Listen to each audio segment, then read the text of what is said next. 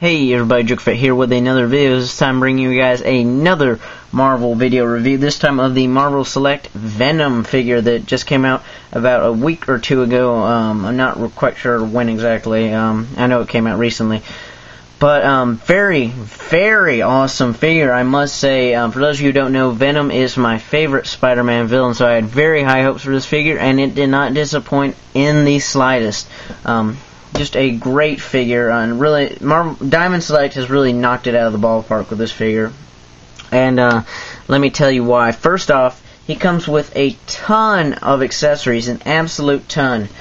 First off, the most important accessory, I guess you could say, one of the coolest ones, is he comes with this, what I've heard people call in reviews as a symbiote backpack. Because really, that is what it is. It is a pack that you attach to the back of Venom, and it has a bunch of symbiotes on it. So, for those of you who aren't familiar with Venom, he is one of the arch nemesis of Spider-Man. I know Spider-Man has had many in the past, like Doc Ock and Green Goblin, but really Venom is what I consider to be like the exact opposite of Spider-Man. Everything that Spider-Man isn't. And that's a multitude of things. First off, he's bad, obviously, because he's a villain. And he is the exact opposite. He hates Spider-Man. Spider-Man, in case you don't know, Venom is not just one person. It is Eddie Brock. This is the original. This is Eddie Brock. And the alien symbiote that Peter Parker picked up during the, I believe, what was it, the Secret Wars storyline, where essentially Spider-Man and a bunch of Marvel heroes were stuck out in space and had to fight this big battle with a bunch of Earth's villains, and his old costume was ruined, so he got this new one, and he comes back home, and it turns out it is actually a living organism and a parasite at that. So not good for Peter, obviously, so he got rid of it. The symbiote hated him for that. Peter was and has always been the symbiote's favorite host, and it's kind of like a high school relationship, you know. The guy, he's kind of this guy. He has an overly attached girlfriend, so he gets rid of him. But that girlfriend is really obsessed with him and just does everything to get back at him. So yeah, that's my analogy of the day, by the way. So so he finds this reporter, Eddie Brock, who also has been scorned by Peter Parker, and they combine and they form the Venom character, who has been a main staple in Spider-Man comics for about 20 to 30 years now. So very cool character. I love first off the design of Venom. He looks great. This figure captures what I think Venom should look like phenomenally. In the past, Venom figures have kind of been iffy. We haven't really ever gotten a good Marvel Legends scale Venom, and that's another big reason that I wanted the Select version, is because this is, in my opinion, the definitive Venom figure. There are some things that they could do differently if they had a chance to go back and tweak it, but really just the perfect Venom figure, in my opinion. Now, getting back to the story behind it, this little symbiote backpack, as we are calling it in this review, is actually from a storyline, I'm not sure, from the early 90s, I believe, called Venom the Madness. Pretty much all you really need to know is that Venom combined with another symbiote, and he fought the Juggernaut. That's pretty much it. That's all that really happened in the story, but he grew all this crazy extra arms and a bunch of different heads. So it's very cool design for Venom, I must say. Really does capture the madness, just how insane he looks right here. Definitely looks really cool. So he has this Venom backpack that you just kind of fit into position. It doesn't really click on. It doesn't have a peg hole, which I'm glad, because a peg hole would have kind of ruined the aesthetic of the figure. And he has these extra little arms that you can attach into his arm, which they do peg in, but they actually blend in very nicely. So if I will remove one right now, I don't know if you can see because of my light. There we go. There's the peg hole for where the arm does peg in. But it's right next to his joint, so you don't really notice it. You just think, oh, it's part of the joint. But actually not. It's actually a peg hole. So that's very cool. Awesome, awesome. He just looks really cool, just very crazy like this. I don't display him like this, but if I had another Venom, this is how I would likely display him. So let's get the symbiote backpack out of the way, and get onto the other accessories he comes with. This guy has a total of 3 heads, yes, 3 interchangeable heads that I'll get onto right now. First off, what you're looking at right now is the most iconic Venom head, in my opinion. The very just savage look. You know, he's got these big spiky teeth. He's got that green saliva, oozy saliva. He has this big, nasty, elongated tongue hanging out. And just overall, probably the image that most Spider-Man fans think of when they think of Venom. He also comes with his first appearance head, which for those of you who didn't know, this is actually how Venom actually did look when he first appeared. I believe it was McFarlane who was on the Amazing Spider-Man comic when Venom was introduced. And this is how he looked at first. Not as crazy as this one does, but still very nice look. And he also comes with this interesting Eddie Brock head, which it's very cool. It has an excellent detail, like the whole figure. However, I do wish that instead of just giving us... don't get me wrong, this is a very cool head, but I think I would have preferred just a standard Eddie Brock head in place of this kind of, I don't know, symbiote taking over head. Just so I could have like an unmasked Venom. But, you know, this is still very cool. You can see, like, it's like the symbiote is trying to take over his body, or is, like, you know, forming over him. So that's very cool.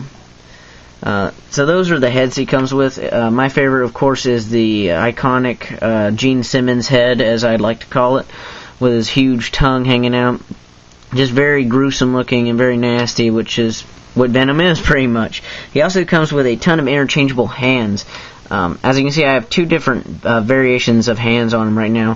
First off is this claw-like hand, which is very, he has these huge claws instead of his fingers.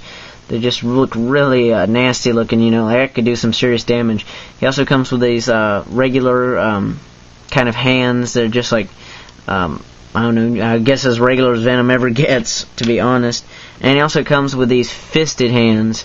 They're the same size as the open palm regular hands, so this is like if he was punching somebody. So definitely they get a Diamond Select, I keep on saying Marvel Select, Diamond Select has given us lots of options for how you want to display your Venom, whether you want to have him like kind of doing like the Bane stance for like rrr, rrr, rrr, or if you want to have him like he's punching or he's in battle with Spider-Man, that would look very cool. Definitely lots of options on how to display this guy. To interchange the hands, really, it's just simple. It's very simple. You just pop them out. Not difficult at all, but they still stay in tightly. Let me pop off this hand real quick, and you can see there's the fist hand, and we're just going to pop it in there. Simple as that. Very simple. I think this is probably the easiest interchangeable feature I've ever seen on a figure before. It's just very easy, very quick. And you know, don't spend a lot of time on it. That's and it stays in good as well. You can. It's one thing to have a very quick interchangeable feature and have it suck, and another one to have it stay in very nicely. So excellent work. I'm glad that they included that. Tons of display options with this guy. Very cool. To get down to the detail, just show you guys the detail of this guy. I know that my lighting is not the best and my camera angle may not be the best, but you can just tell from this distance how much detail Diamond Select has really put into him. He's not just like a plain like smooth body either. He has a bunch of like little muscle lines all over the suit, and maybe what's like the symbiote lines. And different incarnations. Venom has gone from having a completely smooth exterior, like symbiote skin almost, to having this very, like, you know, liney look, which I really like this liney look. I think it gives him a more menacing look overall. You know, he's not just this regular, it doesn't look like spandex or anything like when Spider-Man had the symbiote. It looks like this, you know, it's this living creature filled with malice. It's just definitely very imposing. And it's on his head too. It's not on the classic head, which makes sense because in his first appearance, he had a very smooth suit, like when Spider-Man had it. But over time, he has changed. Also, get down to the Spider logo. Definitely like a twisted version of Spider-Man's, to be sure. Looks great. The white looks very nice. It's I noticed that on the stomach region right here is very shiny white, but up here on his chest it's not so much. So I guess that's a minor detractor. Doesn't really bug me, but if you're that crazy of a details person, that might bug you. The logo continues around continuously to his back, which is accurate to the comic, so very nice. Overall looks very good. Mine did have a few little paint slop regions, which I'm not that thrilled with, to be honest, because Diamond Select, they're known for their high quality paints and sculpt, and just to get one that has some paint flaws is a bit annoying. If you can see right here on the white, it's not exactly bleeding over, but it has this kind of cloudy effect where the black around it looks like it has like white dust on it, except for, of course, this isn't white dust, this is paint, but it's a little minor thing. Also, when I first got this figure, on the head it had a little red mark, like 2 or 3 little red marks on his eye on this head. However, I was just able to rub it off and it came off, so that was nice. He also had a little red mark on the black region of his head, and I was not able to rub that off. I just pretty much took a permanent marker and swapped over it, and you can't really tell the difference, so I'm happy with that. Also, on the first appearance head, he has this little, like, very faint blue line on this eye, which I don't know if the camera's able to pick it up. But it's there, a little annoying, nothing that really kills me because I don't really display him with this head. But, just be aware that it's not a perfectly painted figure by any means. Also, there we go, a little bit of, like, blue bleeding into the white, which I forgot to mention that, depending on what figure you may get, he might have a lot of blue dry brushing on top of this black, which I think looks very cool, or he may not have that much at all, which unfortunately mine does not have that much of a blue dry brushing on it. It is in some regions, and it's kind of weird because it's not very even. On the arms, there isn't really any blue dry brushing from what I can tell, but if you can see here on his back, there is some, and it looks like it's slightly different tones of black when really it's just the blue overtone or undertone that they put on it. So a little bit annoying, but nothing that bothers me that bad. I'm not a person that gets all worked up over the small details like that. As long as I enjoy the figure, which I have thoroughly enjoyed this figure, and he looks good on display, then I'm happy with it. So definitely worth the price of admission, I must say. To get to the articulation, his head is on a double ball joint, similar to like DC Universe Classics figures, if you're familiar with that, and pretty much any figure by Mattel. The heads are interchangeable, so that's nice. If you notice, I have a little white thing on there. Pretty much it's just a piece of paper, which I have on there to get Venom's head to be tighter, because this one was a little bit loose. Not like it would just sling around any which way direction it wanted to, just a little bit loose that it became annoying, and loose joints is something that I don't tolerate on my figure. So he has this double ball jointed neck, which gives him a really nice range of motion. He can look up a good bit, which is hard to tell because he does have these big white eye regions.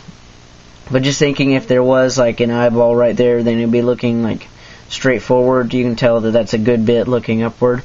He also can look downward a good bit, enough to look down at Spider-Man, give him in a cool display. And he can rotate 360 degrees all around, so that's nice. At the arms, he has these pin and socket joints, which go out about that much. Not the best in the world, but it is Marvel Select. And this is a very highly articulated Marvel Select figure, much more than a lot of Marvel Selects are. You can go in about that much and rotate around 360 degrees. He has this joint here, which I always forget the name of, but you can spin that 360 degrees if you want to. Single jointed elbow, which actually does a nice, pretty perfect 90-degree angle. That's very good.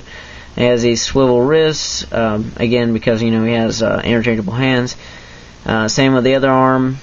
Now this is what really the bit of articulation that displeases me the most is this diaphragm joint. It is pretty much pointless, I must say. you get really no back and forth at all on it.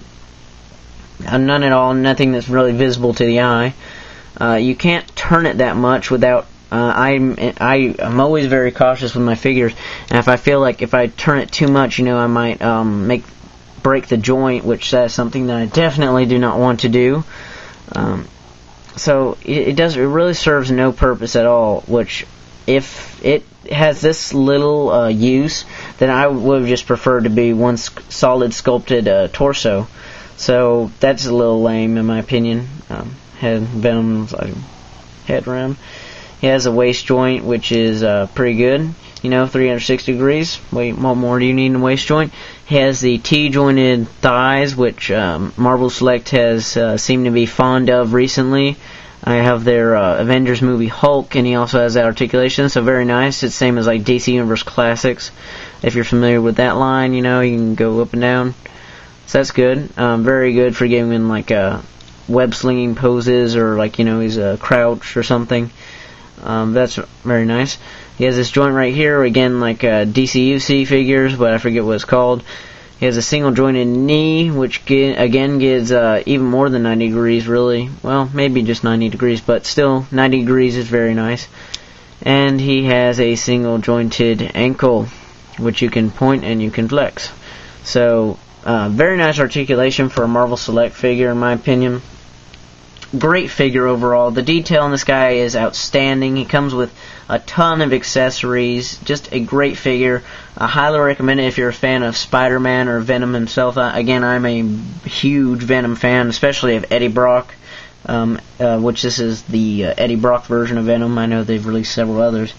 So definitely highly recommend it. Before I go, just want to do a quick size comparison to show you guys what he looks like next to some Spider-Man figures, which if you've been watching my channel, then you know that I am mainly a Marvel Legends collector. I don't really collect selects, except for the ones that are outstanding like this one. So I really wanted one that would fit in with Marvel Legends, and I think this one is workable as a Marvel Legend. There you can see is the Spider-Man 2 movie figure Spider-Man, which, don't want him to fall down, which is the average size of a Marvel Legends Spider-Man figure. And also here is the Amazing Spider-Man figure. Repeating myself. So there you can see a size comparison with Venom. I think he works well. Again, it's not exactly to scale. If you're a stickler for those kind of things, then you likely won't be able to use this in your Marvel Legends collection. I'm not so much a stickler when it comes to these larger size characters like Venom. With like, if I was reviewing like a Marvel Select Spider-Man, then having him in a Marvel Legends collection, that would be absolutely bonkers, because Spider-Man is just a regular sized guy. But a character like Venom, he's got this alien symbiote. He can change his size and shape. It really does not matter that much to me. It's still within a workable range. So I think Venom is really supposed to be maybe like that tall in Marvel Legends scale, but he's this tall, so it doesn't really bother me that much. But if you are a stickler to scale, then you'll likely be disappointed when having this next to your Marvel Legends stuff. But I'm happy with it. I do not have a Marvel Select Spider-Man to show you because, again, I do not collect Marvel Select that much, and I don't need a Spider-Man because I have plenty of Marvel Legends scale ones. And yeah, that's about it. So I hope you guys have enjoyed this review. Again, great figure. I bought mine for about $22 off of Amazon.com with free shipping. I believe they still do have this guy in stock. Definitely highly worth, very much worth picking up if you are a fan of Spider-Man, Venom, or just Marvel in general. Great figure, and you can't really go wrong with this figure. I suppose you can beat it, but you can't really go wrong with this figure. Just really awesome figure overall. So thank you guys for watching as always. This is JokerVet, signing out. Bye.